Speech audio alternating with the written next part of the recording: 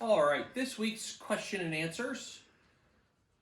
I have a JL on 35s, but I've never been off-road before. Can I skip the 101 and just do the 201? We recommend people participate in the 101 for the simple reason of this isn't by modification. This is by driving skill. So taking the 101, you improve your driving skills, but also your awareness of vehicle preservation. And that's one of the biggest things we push for. So taking the 101, you go through those steps also, and the 201 builds off the 101. So it's always good to take the 101 to learn a few new skills and then add the 201 on top. That's if you have some previous experience in a modified vehicle. When you pop a bead back on a wheel using a ratchet, do you need to remove the valve core first, and how much pressure do you need to make it happen? I usually don't remove the valve core because I have enough volume in my onboard air system, but it's not a max flow or super high flow one, but it's still enough to seat the bead. Tire shops use a quick, fast burst of air because they want to get it seated and done and get the tires on the vehicle and out the door. What are your thoughts about keeping containers of spare fluids with you when heading out on the trails? I typically keep a quart of each type of fluid that my vehicle requires with me. Reason for that is I can top off any fluids as needed, and I can use those fluids to make sure I'm good. If everybody carries enough fluids, then if somebody has an issue, we can all combine our 1 quart of fluid to get that person out of the woods. Plus, most of the facilities have fluids for sale, or they have an auto parts nearby where you can go get fluids. Auto parts store, I'm sorry. How much fuel do you need in your vehicle for doing a training class or a guided ride with off-road consulting? I burn about a quarter tank of gas a day. Now that's going to differ with whether you have a V8 or a heavy foot, but I burn about a quarter tank of gas a day. So I always make sure I have at least 3/4 of a tank of gas per day just to compensate for it and in case there's an issue. It's never a bad idea to carry extra fuel either. I have a 4x4 winch, recovery gear, and everything but the kitchen sink. What are some things that I should get to keep in my vehicle that you normally wouldn't think of that would come up on the trails? I always look at this as almost a geography thing. Depending on where you're going to be, who you're going to be with, and things like that. If you're going to be out for a long period of time, sure, make sure you pack for that and pack appropriately. If you're going out for a couple hours with your buddies, maybe take some extra fluids, some snacks, things like that for you, not just the vehicle. Make sure if you have an issue and you get stuck in the woods for that night, that you have enough stuff to at least get by. If it's cold, sometimes taking extra blankets, extra clothing, there's a whole list of it, but it also depends where you're going and what you're doing, where that list changes. So I can rattle off 50 things right now, but it all depends on where, when, what time of year, and who you're going with. That list will vary. If you have any questions about a certain situation, let me know and we can help.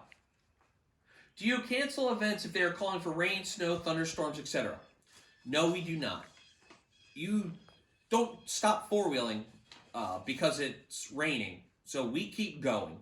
We do it no matter what weather. We're out there in the rain, the snow, whatever the weather conditions are anyway. The only time we may adjust things is if it is unsafe for you to physically get to the location. We don't want to put anybody's safety in jeopardy by you feeling you have to force yourself through a bad situation to get there. How many Jeeps OHV vehicles do I own? Well, I have 2 of these older vehicles that I picked up for $300, and I slowly tinker with them and fix them. And that's actually what I'm doing with this one. This is our 1946 Willys CJ2A. I also have a 1951 Willys M38 and an FC170. Those are just kind of the tinker toys that I picked up for next to nothing, and I'm slowly fixing them up over time. As far as other vehicles, I have my Jeep LJ that I use for the training classes, and Mary has her Jeep Cherokee. And then I also have my pickup truck. Do you have a wish list Jeep vehicle to own or regret getting rid of one? I don't regret getting rid of any of mine. All of my vehicles have been pretty much of an upgrade. On the side, I do buy some of these antique vehicles and then turn around and find them good homes for other people to start working on them. So I had an FC number, it was like 500. That one I kind of wish I would have kept and fixed that one up just because it was an early number. But as far as wish list, I would love an old Land Rover. And I had my chance last summer. A friend of mine found one, but it was pretty rusted and I passed on it. And I should have got it just to fix it up, to play around with it. The old Land Rover is about the only other thing that I'd like to toy with. Favorite trail food and snack. What my favorite trail food and snack would be. Honestly, with this one, I would have to say Terry Borger's crackers. The Shukers make Terry snacks for on the trail. And if you've been on any of the guided rides, you know who Terry is. And they make him snacks. Well, when he doesn't show up, I get his snacks. So those are my favorite trail snacks. Most unique wildlife I've seen on the trail. Well, I've been all over the country and down into Mexico wheeling. I've seen moose, bear, deer, turkey, plethora of different birds, geese, osprey, eagles, great blue herons, rattlesnakes, copperheads, plenty of turtles everywhere, tadpoles, frogs. But as far as anything crazy exotic, I can't really pick anything off the top of my head. Just standard Pennsylvania wildlife is pretty much what I've seen. Yeah, I've seen some coyotes and things like that out there. How do you figure out what the optimum tire pressure for a particular rig on the trail? I've learned by watching with the tire bulge. And I can tell by the bulge in the tire where the pressures need to be. It's not a necessary number because, as I show everybody, tire pressure for off-roading and airing down is dependent on the weight of the vehicle in relation to the type of tire and the type of wheel you have, but also the type of terrain you're going four-wheeling on. All those things come into play. And if you're looking and you want to get very scientific with it, you can look at the weight capacity on the side of the tire that you have, factor that with the weight of the vehicle, and you can get down to the optimal pressure for that tire for you driving on the street. And then you can reduce that for off-roading.